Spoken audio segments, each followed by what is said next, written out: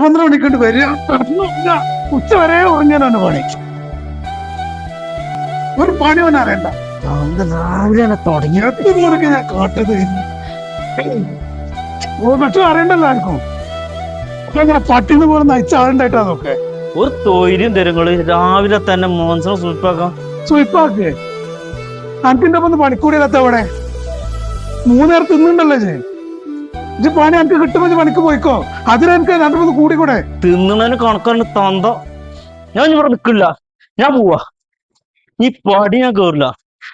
അതന്നെ നല്ലേ. തന്തോ.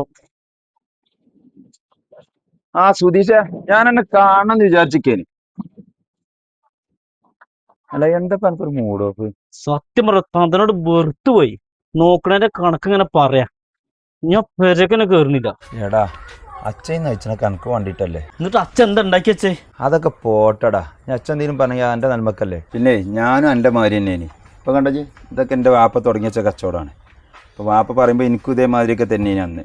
ഇപ്പൊ ഞാനാണ് ഇപ്പോൾ ഇതൊക്കെ കൊണ്ടെടുക്കണത്. അൽഹംദുലില്ലാ ഇപ്പം ഞാൻ നല്ല റാഹത്തിലാണ്. വാപ്പ എന്ന് പറഞ്ഞതിൻ്റെ വിലയൊക്കെ ഇപ്പം എനിക്ക് ഇപ്പോഴാണ് മനസ്സിലാണ്.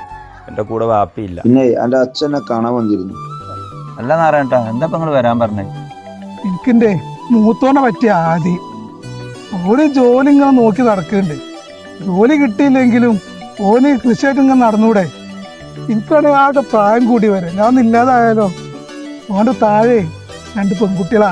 കയ്യാണെങ്കിൽ എൻ്റെ അച്ഛൻ്റെ കൊന്നൊന്ന് സഹായിച്ചു.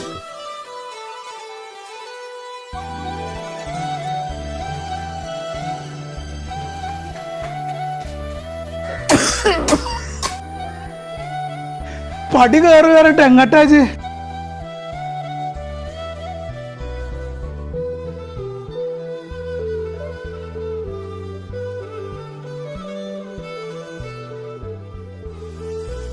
അച്ഛൻ എന്താ ഉണ്ടാക്കിയെന്ന് ചോദിച്ചില്ലേ? അച്ഛൻ്റെ എല്ലാ സമ്പാദ്യവും എൻ്റെ പേരിലാണ് ബാങ്കിലിട്ടത്.